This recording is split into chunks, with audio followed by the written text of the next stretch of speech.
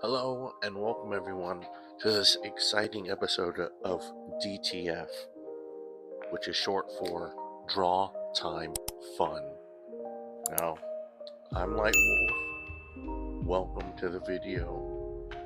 This is my little series where basically I draw and I'm just gonna jammer on about whatever the heck I want to talk about. So saw this picture of some elf goth lady. I thought, oh, she looks nice, so I'm gonna draw her. So here we go. This will be the process. First, I draw up like the gesture of it, kind of like a skeleton kind of figure, as you can see, just kind of really figuring out the proportions. And also to the left is a blurry mummy waifu kind of character. That one's all blurred up, kind of for obvious reasons, probably. I don't know. I think I might be able to show it. I mean, there's nothing bad. It's just like artistic nudity, but I don't know how the YouTube app works. It might allow it, it might not. I don't know. And another reason I blurred it as well is because if I do show it, it will have to be somewhat of a surprise. Obviously, it won't be a surprise now, but if you haven't watched this video and then the mummy waifu pops up later, then you're like, oh, whoa, what a surprise, So it still could be pretty shocking. Oh, and, but yeah, so right now, I've got the mummy waifu blurred out for reasons, and as you can see, I'm building upon the skeletal kind of figure. So it's not exactly a skeleton, it's still like this gestural kind of thing, but it kind of looks a little skeleton-like, And then I just kind of do like boxes, circles, and guidelines. So from here, just kind of doing the Loomis method. And I do believe I have the reference on one of my posts. So if y'all want to check out the actual person I'm drawing and try to draw her yourself, you can do that. And if you want, heck, tag me or whatever, and then we can have like a fun little competition, or not competition, just a little fun little show off. Be like, hey, this is what I did, and then it'll inspire me, and then I inspire you. That'd be kind of fun. One thing about references that I need to get down more, I always take note of this, but I don't always do it. Sometimes I do, sometimes I don't. Well, I did with the mummy waifu, although it's just like some raps. I didn't add a ton. But what I used to do a whole lot that kind of messed me up was I'd always copy the reference to an exact T. I tried to make it as close as possible to the original image. And I got pretty good at drawing. That was like the main way I get good. How I got good. But I realized that it was also messing me up. Because anytime I drew something, some reference images, whether it was like a cartoon or a real life thing or whatever, I wasn't really using my imagination. So I could never break free from that and draw my own original characters.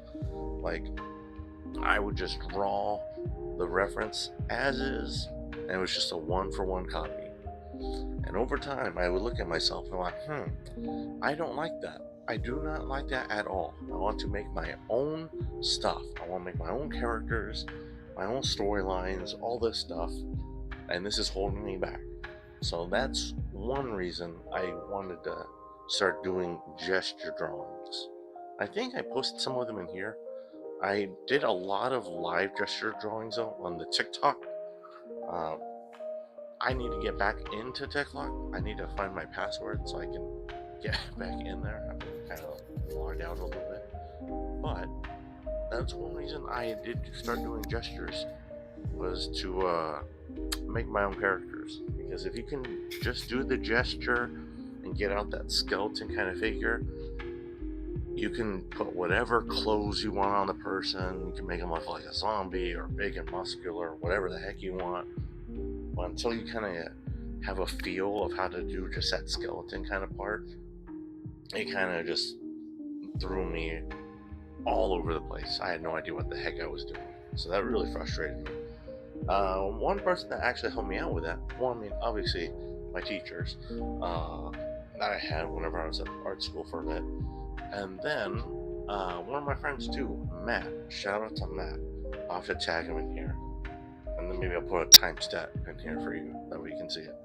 But yeah, Matt would always draw these freaking sweet kick-ass characters. Like he'd draw cutesy characters or like really badass characters. I'm like, wow. And like he would just draw them right out of his head. Or he would just look at reference and just draw it. I'm like, how the hell do you do that? I used to get so frustrated because it's like, man, like I feel like I'm an artist, but it wasn't getting to me. For some reason, there was that mental barrier, and that's all it was. It was a mental blockage. It was a mental constipation. I was stuck, and that's really all it is. It was just the way I was thinking, because as soon as I changed my way of thought, I was able to process things better. Because I would be like, I couldn't do this.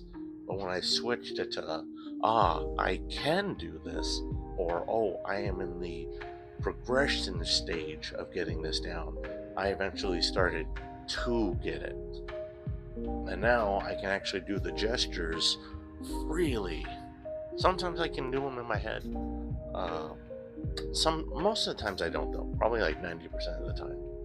I've been trying to make it too also so that the gestures can be half and half a pose.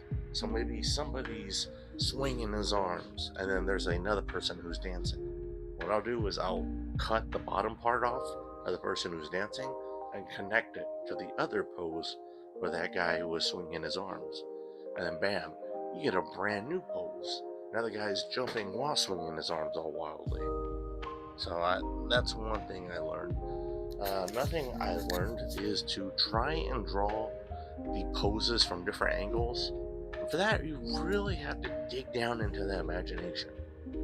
Or you can, heck, you could grab like an action figure. So what I mean by that is you draw the same exact pose, but you imagine you're standing at a different spot and you're drawing them from that new point of view. So you can just close your eyes and imagine that, and that's really good practice. Really try that because that shows you how well you've learned on things. But the cheat codes, well, they're not really cheating. Anything that you can have that kind of cheats is more of a tool. It just depends on like how much you rely on it, and like, or if you actually learn from it. So what I tend to use is, like I said, I'll do the mirror sometimes. Sometimes I'll grab an action figure. I have a couple figurines that you can kind of pose however the heck you want. So I'll make them match that pose and just twist it around, draw it like that. Or I will take a 3D program. I usually use Blender. Shout out to Matt again. I honestly never cared about Blender. Well, no, that's a lie. I love Blender. Now I love it. But back then, I had no idea what the heck how it worked. I used to mess around more with Maya, because that's what we used at the school for a bit. But he showed me about Blender, and I slowly started getting into it. Blender was kind of a hard stepping stone, because the whole entire format's like completely different from how Maya was. I don't even know how Maya looks now. I've gotten so used to Blender, it's like, okay, Blender's good. I'm not an expert at Blender, but I use it a heck of a lot more often to try and animate poses and whatnot. So because of learning how to animate the characters on Blender, just to like get the poses I want, I'm actually now trying to make actual full-on animations in Blender. And again, it's a little bit of a stepping stone, but you're through that learning process of saying, I can do it, I believe in myself, I got this. Other people have started where I am at, and they've gotten their animations down. I can do it too. So yeah, there's that. Oh, and also back to the drawing. So what I did was I just made the skeletal gesture figure, and then from that, I just smudged the whole entire thing with a makeup sponge. Now that just kind of makes the thing all nice and gray.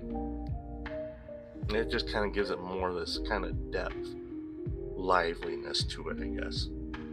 Because I mean, I could have just done it as straight up line art, but I want a little bit of grayscale. And then, any of the more finalized lines, just darken those in. That way it really kind of catches your attention a bit more. I usually always do this. I always draw over everything kind of like a couple times. I've seen other artists where they'll just draw the sketch kind of once and then do the line art over it. Even when I'm doing my line art, I still have it kind of sketchy. So I've definitely noticed I've gotten better with that. I mean, there's nothing wrong with that. It's just kind of how I do it. That's just the way I'm used to. But I would like to probably change out some of that so I can do the finalized line art a little bit quicker. But that's my process at the moment. And then right here, I'm just kind of doing like this lace kind of effect that she has. I'm not trying to get all the details down exactly, because the lace, there's always these small little intricate designs, and it's like I don't really need that. It's just kind of like a fun sketchy drawing, so I just do like squiggles. In the end, it kind of gives you a similar effect. For this part that I'm doing, I wanted to have the chin right there, but then I realized I'm like, oh wait, that's behind her hair. Well, you're not going to really see the chin right there, the top corner of it. And then when I was like, oh, you can't see that, it's like I should actually just fill in the hair a little bit more. Sometimes I don't even do that. Sometimes what I'll do is I'll leave the hair just pure white, and I won't even do any of these lines. This time I decided to, just to have a little bit more detail.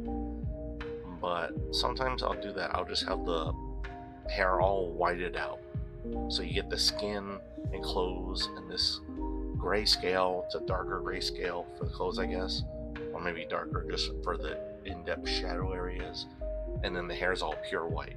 It just gives a neat little effect. I have some drawings that look like that. I don't know if they're in the videos or maybe just still images. I'll probably have to post those. I'll look them up later. I actually should do a whole sketchbook board thing. But yeah, and then I'm just kind of doing some lines right here, some extra folds. So that line at the end, the butt part is like the actual outline of the dress. It's kind of like a see-through lace part at the end, and then we got the actual dress part. I don't know if that makes sense. But now this part, what I'm doing is I'm using the regular number 2 pencil just to darken the whole outline.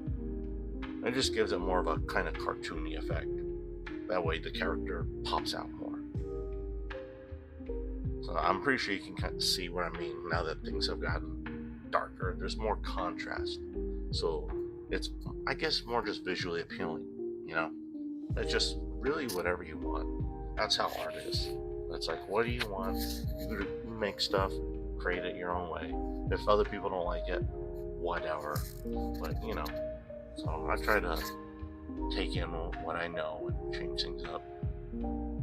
And here we are, just kind of doing finalizing, finishing touches. I forgot about the chest area right there. I was like, oh, I better shade that. Add a little wispy lines. And there we go. And here I am.